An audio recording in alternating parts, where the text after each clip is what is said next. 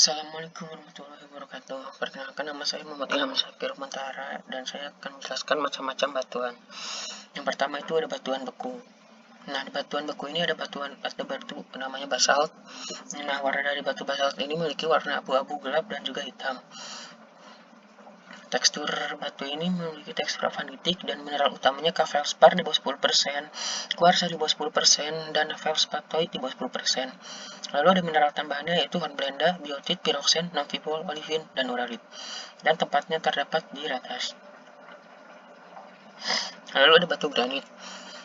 Nah, batu granit ini memiliki warna terang, abu-abu, putih, dan pink, dan memiliki tekstur vaneritik berbutir sedang hingga kasar, lalu ukurannya kristalnya itu sampai 2 cm. Mineral utama itu feldspar 2/3 bagian, kuarsa SiO2-nya lebih dari 10%. Mineral tambahannya ada hornblenda, biotit, piroksen, muscovite, amfibol, turmalin, dan sodalit. Nah, tempat terdapatnya ini ada tajur, stok, slakolit, batolit. Batu ini biasa digunakan di, seperti bahan bangunan, monumen, prasasti, dan tegel. Nah, batu ini termasuk batu beku plutonik yang batuannya ini bersifat asam. Lalu ada batu gabro. Nah, batu gabro ini memiliki warna abu-abu gelap, hijau tua, dan hitam. Tekstur dari batu gabro ini adalah ekigranular atau beragam dari vaneritik, ekigranular dan beragam dari vaneritik hingga porifritik. Mineral utama yang ada di batu ini ada feldspar plagioklas 2/3 bagian, feldspar di bawah 10%, plagioklas, kuarsa, SiO2 di bawah 10%, feldspatoid di bawah 10%. Lalu mineral tambahannya ada olivin, augit, biodit, piroksen. Dan kegunaan batu ini ada seperti konstruksi, bangunan, arsitektur yang sering mengandung biji besi. Lalu ada batu andesit. Nah, batu andesit ini adalah batuan beku dalam mineralnya berbutir kasar hingga sedang. Nah, warna batu andesit ini ada abu-abu gelap dan juga hitam. Lalu teksturnya ini avanitik dan mineral utamanya feldspar di bawah 10%, kuarsanya di bawah 10%. Mineral tambahannya ini hornblenda, biotit, piroksen, dan amfibol. Lalu ada batu diabas. Nah, batu diabas ini memiliki warna kelabu bercampur putih atau hitam bercampur putih. Batu ini terbentuk dari hasil peleburan lantai samudra yang bersifat mafik pada suatu subduction zone. Biasanya diproduksi pada busur lingkaran vulkanis dan membentuk suatu gunung di dalam kulderan. Nah, batu ini biasanya digunakan sebagai ornamen dinding atau lantai dan juga bahan bangunan. Lalu ada batu dasit. Dasit atau batu dasit terbentuk paling akhir sebagai lava yang mengalir di atas andesit piroksen. Nah, batu ini memiliki tekstur porifrovanuitik dengan komposisi berupa plagioklas, kuarsa, piroksen, dan gelasan. Nah, terbentuk paling akhir sebagai lava yang mengalir di atas andesit piroksen. Lalu yang kedua, ada batuan sedimen. Yang pertama ada batu rijang.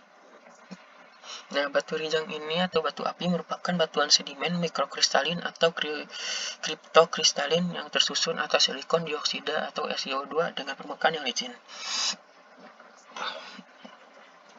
Rijang dapat terbentuk ketika mikrokristal silikon dioksida atau SiO2 tumbuh dalam sedimen lunak yang akan menjadi batu kapur. Lalu ada konglomerat.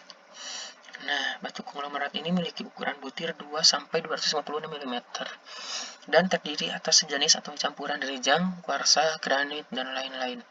Hanya saja fragmen yang menyusun batuan ini umumnya bulat atau agak membulat. Nah, terjadi proses transportasi yang cukup jauh sehingga pada material-material penyusunnya yang mengakibatkan fragmen-fragmennya memiliki bentuk yang membulat. Nah, ciri dari material kerikil-kerikil bulat ini, cirinya ini memiliki seperti material-material kerikil bulat, batu-batu, dan pasir yang merekat dengan satu sama lainnya. Lalu kegunaannya merupakan seperti salah satunya adalah sebagai bahan bangunan. Nah, lalu ada batu pasir. Batu pasir ini ciri-cirinya itu tersusun dari butiran-butiran pasir dan memiliki warna abu-abu, kuning, dan merah. Batu pasir ini terbentuk dengan cara bahan-bahan yang lepas karena gaya beratnya menjadi terpadatkan dan terikat. Nah, kegunaan batu pasir selama ini tuh seperti digunakan pada pembuatan gelas atau kaca dan juga bahan bangunan. Lalu ada batu gamping. Batu gamping ini memiliki tekstur sedikit lunak dan warnanya putih keabu-abuan serta membentuk gas karbon dioksida ketika ditetesi asam. Nah, cara terbentuknya yaitu dari cangkang binatang yang lunak seperti siput, kerang, binatang laut yang telah mati. Rangkaian yang terbuat dari kapur tidak musnah, tetapi memadat dan membentuk batu kapur. Kegunaannya sebagai bahan baku semen. Lalu ada batu gamping merah. Nah, batu gamping merah menunjukkan hadirnya mineral kalsit, kuarsa, siderit, hematit, dan titanit. Ada 3 proses interpretasi berperan dalam genesa batu gamping merah panjang, yaitu pengaruh material terrigenous yang mengandung oksida SiO2,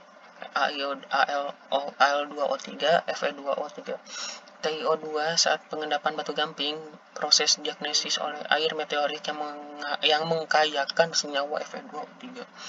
Lalu ada proses bekerja larutan hidrotermal. Lalu ada batu kalkarenit. Nah, batu kalkarenit ini memiliki warna abu-abu terang dan ukuran butir pasir halus, sortasi baik, dan bentuk butir supraundat. Nah, struktur sedimen yang ditemukan adalah laminasi, komposisi makrofosil berupa fosil Artomesma, Amonite, koral, dan krinoid. Komposisi makrofosil berupa fosil Atomodesma, Amonite, koral, dan krinoid, termasuk dalam anggota formasi kribas. Lalu ada batuan metamorf. Nah, yang pertama ada batu kuarsit. Nah, batu kuarsit ini terbentuk ketika batu pasir atau sandstone mendapat tekanan dan temperatur yang tinggi. Ketika batu pasir bermetamorfosis menjadi kuarsit, butir-butir kuarsa mengalami rekristalisasi dan biasanya tekstur dan struktur asal pada batu pasir terhapus oleh proses metamorfosis. Asalnya ini metamorfosis sandstone yaitu batu pasir. Nah, warnanya ini biasanya abu-abu kekuningan, coklat, dan merah. Ukuran butirnya medium core, strukturnya non-foliasi, dan komposisinya adalah kuarsa. Derajat metamorfosisme ini intermediate sampai ke tinggi, dan ciri khas batu ini lebih keras dibanding gas. Lalu ada batuan serpentin. Nah, batu serpentin ini adalah batuan yang terdiri atas satu atau lebih mineral serpentin, di mana mineral ini dibentuk oleh proses serpentinisasi. Nah, serpentinisasi ini sendiri adalah proses metamorfosis temperatur rendah yang menyertakan tekanan air sedikit, silika mafik, dan batuan ultramafik teroksidasi dan terhidrolisasi dengan air menjadi serpentin. Asalnya ini batuan baku basa, warnanya ini hijau terang dan gelap. Ukuran butirnya medium granite, strukturnya non-foliasi, komposisinya serpentin, dan ciri khas ini kilap berminyak dan lebih keras dibanding kuku jari. Lalu ada batuan sekismika. Nah, batuan sekismika ini atau sekis adalah batuan yang metamorf yang mengandung lapisan mika grafit horizontal. Mineral pada bagian batuan ini umumnya terpisah menjadi berkas-berkas bergelombang yang diperlihatkan dengan kristal yang kilap. Asal batu ini metamorfisme dari siltone dan shell basalt. Warnanya ini hitam, hijau, ungu. Ukuran butirnya fine sampai medium coarse. Strukturnya foliated skeletous. Komposisinya mika grafit hornblende, dan derajat metamorfismenya ini intermediate sampai ke tinggi. Ciri khas ini foliasi yang kadang bergelombang, terkadang dapat kristal garnet. Lalu batu filit. Nah, batu ini merupakan batuan metamorf yang umumnya tersusun atas kuarsa, silkat, mika, atau klorit. Terbentuknya atas kelanjutan proses metamorfosis slate. Asalnya ini metamorfosis sal. Warnanya ini merah kehijauan, ukuran butirnya halus, strukturnya foliated slehos. Komposisinya ini mika kuarsa, derajat metamorfisnya ini rendah sampai ke intermediate. Ciri khasnya ini membelah mengikuti permukaan gelombang. Lalu ada batu marmer. Nah, batu marmer ini terbentuk ketika batu gamping mendapat tekanan panas sehingga mengalami perubahan dan rekristalasi kalsit. Utamanya tersusun dari kalsium karbonat. Marmer bersifat padat mersasasi. Nah, ada juga nih asal, warna, ukuran butir, struktur komposisi derajatnya ini ciri khasnya. Lalu ada batu gneis. Nah, batu gneis ini merupakan batuan yang terbentuk dari hasil metamorfisme batuan baku dalam temperatur dan tekanan yang tinggi.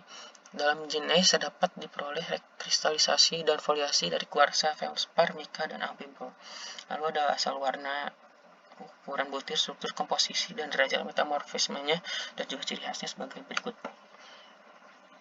Nah, itu udah presentasi dari penjelasan dari saya. Mohon maaf tidak dijelaskan semua karena waktu yang terbatas. Sekian dari saya. Assalamualaikum warahmatullahi wabarakatuh.